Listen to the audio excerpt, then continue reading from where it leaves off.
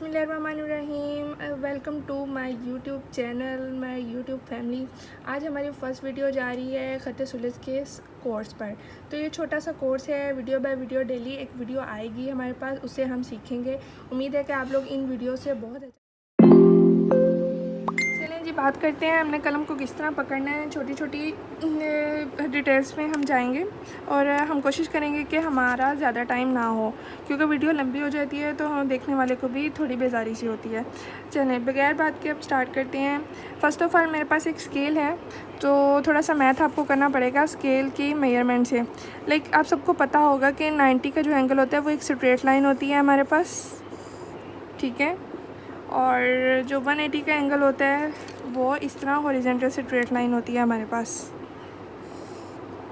ठीक है। ये तो एक बहुत जनरल सा मैथ था। अब यहाँ आपने याद रखना है, जो हमारे पास पहली लाइन थी 190 की थी और जो ये वाली लाइन है हमारे पास 180 की है। तो हमारा कलम हमने किस एंगल में पकड़ना है, तो हम इसका सेंटर भी देख लेते हैं। यहाँ पे फटाफट से हम इसका सेंटर देखते हैं। ये हमारे पास आ जाता है 45 का एंगल। थोड़ी सी एंगल मेजरमेंट से, क्योंकि हम ख़त सुलस स्टार्ट करने जा रहे हैं। ख़त सुलस जो होता है हर वर्ड का उर्दू से थोड़ा सा तिरछा होता है, यानी 1/3 पार्ट हमने उसको टेढ़ा करना होता है हर हर्फ को।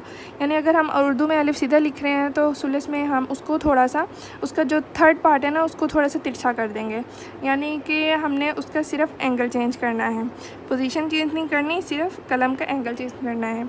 तो हमने कलम पकड़ना किस एंगल पे है। सबसे पहले तो आप देखेंगे कि ये जो 90 का है एंगल, इस पे हमने बिल्कुल नहीं पकड़ना। इससे क्या होगा, हमारे पास एक स्ट्रेट लाइन आ जाएगी। तो अब हम इस स्ट्रेट लाइन का क्या करें, ये तो कोई हर्फ ही नहीं बना। अब हम चलते हैं 180 के एंगल पे, ठीक है, ये वाला।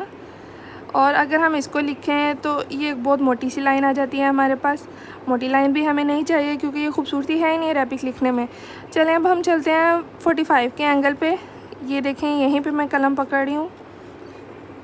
ये भी इंतहाई मोटी लाइन है हमारे लिए।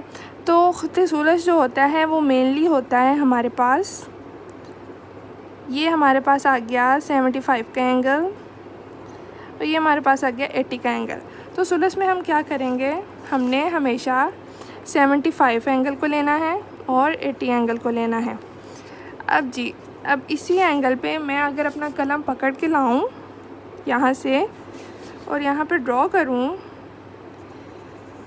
ये आप देख सकते हैं, ठीक है। देखें, इसकी विड्थ फ़ौरन ही कम हो गई।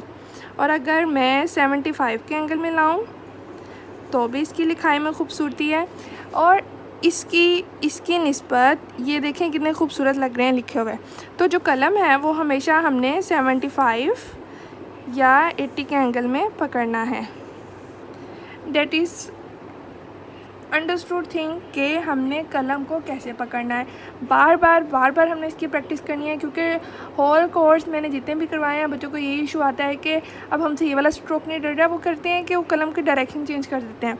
अगर वो सपोज लिख रहे हैं यहाँ पे बे लिख रहे हैं, ये फर्स्ट स्ट्रोक होता है बे का और ये सेकेंड स्ट्रोक। बच्चे क्या करते हैं, ये स्ट्रोक ले लेते हैं और यहाँ पे कलम को इस तरह 180 पे जाके ऐसे सीधा कर देते हैं। उनकी ये वाली चीज़ नहीं बनती। तो हमने पूरे सुलस में 75 के ही एंगल को लेना है, चाहे हम इस तरह लिख रहे हैं, चाहे हम इस तरह लिख रहे हैं, चाहे नीचे को लिख रहे हैं। पहले हम देख लेते हैं, हमारे पास एक शीट होनी चाहिए। शीट आपके पास ग्लोजी पेपर हो जाए, फ़ोटो पेपर हो जाए, ग्लेस पेपर हो जाए, या आपके घर में कोई कैलेंडर मौजूद है आप उसको यूज़ कर सकते हैं, या मैगज़ीन शीट्स आपके पास मौजूद हैं तो आप उसको यूज़ कर सकते हैं। मेरे पास जो यहाँ पे है सबसे इकॉनमिक, सबसे सस्ता पेपर ग्लेस पेपर मौजूद है, जो कि 20-25 के रुपीज़ में हमें मार्केट में मिल जाता है। प्रैक्टिस के लिए बेस्ट चीज़ है, तो आप इसको ज़रूर बाई करें। प्रैक्टिस के लिए महंगी जो शीट्स हैं उन पर जाने की ज़रा ज़रूरत नहीं है। चलें जी, अब हम बात करते हैं कि हमने नकात की प्रैक्टिस क्यों करनी है। फ़र्स्ट ऑफ़ ऑल, जो अरबी के जितने भी हरूफ होते हैं उनको हम स्केल से मेजर नहीं कर सकते, ठीक है। कि मैं अब अलिफ़ लिखना चाह रही हूँ तो मैं 1 से 3 इंच का लिख लूँ, और अगर मैं इस कलम से लिखना चाह रही हूँ 1 से 3 इंच का, तो एक बड़ी सी सीधी सी लाइन आ जाएगी, ठीक है।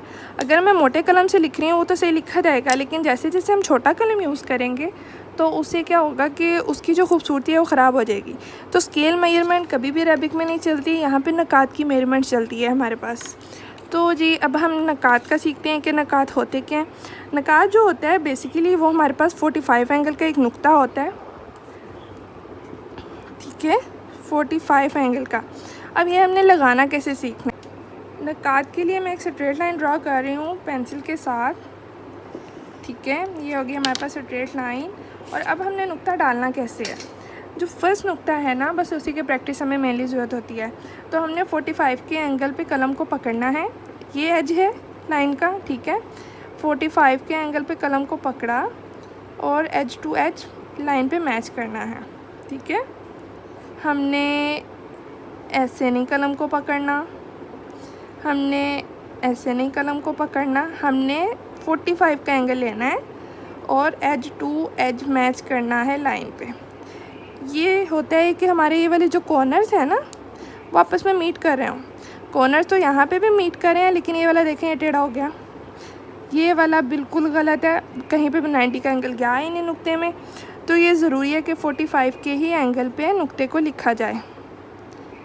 इसकी इक्वल विड्थ आती है इस तरह भी और इस तरह भी। 45 का लेकर आपने बहुत प्रैक्टिस करनी है।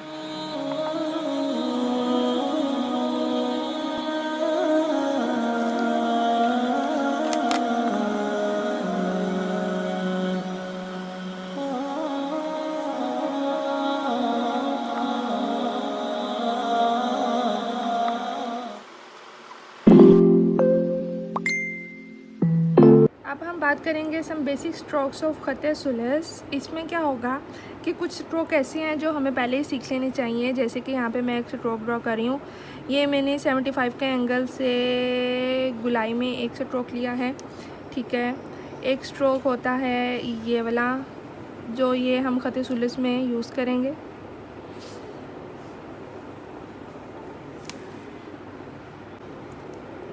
एक स्ट्रोक होता है हमारे पास ये वाला, ठीक है। एक स्ट्रोक होता है हमारे पास जो हम ज़ेर ज़बर में डालते हैं, ठीक है जी। एक स्ट्रोक हमारे पास होता है ये वाला। ये हमारे थोड़ा जो कैलीग्राफी का सारा कोर्स है उसमें हमें यूज़ करने डिफरेंट जगह पे पड़ेंगे, ठीक है जी।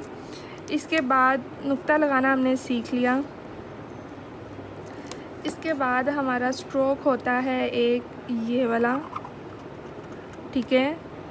एक हमारा स्ट्रोक होता है ये वाला, यानी डिफरेंट स्ट्रोक्स हैं पूरे ख़त सुलस में जो कि यूज़ हो रहे हैं हमारे पास। एक हमारे पास ये वाला स्ट्रोक है, एक हमारे पास ये वाला स्ट्रोक है। कुछ स्ट्रोक हमारे पास रिवर्स में भी जाते हैं, जैसे ये अलिफ का स्ट्रोक रिवर्स में, इसकी आपने बहुत प्रैक्टिस करनी है। और हमारे पास कुछ आते हैं लाइक काफ की शेप में, जैसे काफ के ऊपर एक इस शेप का हमारे पास होता है। ये जो है सारे हमारे पास बेसिक स्ट्रोक्स में आ जाते हैं। ये वाला जो लेक्चर है हमारे नकात और बेसिक स्ट्रोक्स पे है, ठीक है जी। बेसिक स्ट्रोक्स में और भी बहुत सारे स्ट्रोक्स आ जाते हैं, जैसे कि आपने अगर बाल लिखना है तो उसकी गुलाई मैं आपसे शेयर करने जा रही हूँ, ठीक है जी। जैसे ये वाला स्ट्रोक हमने ऊपर से नीचे को, ये नीचे से ऊपर को जा रहा है। अब एक स्ट्रोक हमारे पास होता है ये वाला,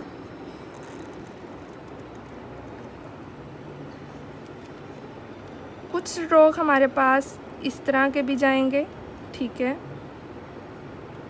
कुछ स्ट्रोक हमारे पास इस तरह के भी जाएंगे। एक स्ट्रोक मैं आपके साथ शेयर करने जा रही हूँ, बहुत मज़े का है।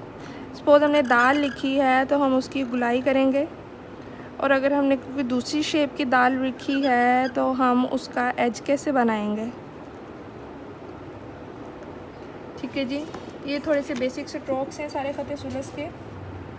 अच्छा, जैसे ये मैंने ये वाला स्ट्रोक लिखा है, इसकी एक और शेप आती है हमारे पास।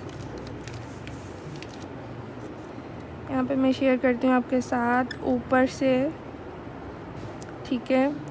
और एक शेप हमारे पास ये आती है। तो ये सारे जो हैं हमारे पास बेसिक स्ट्रोक्स हैं। और ये हमारे पास शेप आती है खड़ी ज़बर जब हम डालते हैं। और यहाँ पे मैं आपके साथ शर्त शेयर करने जा रही हूँ।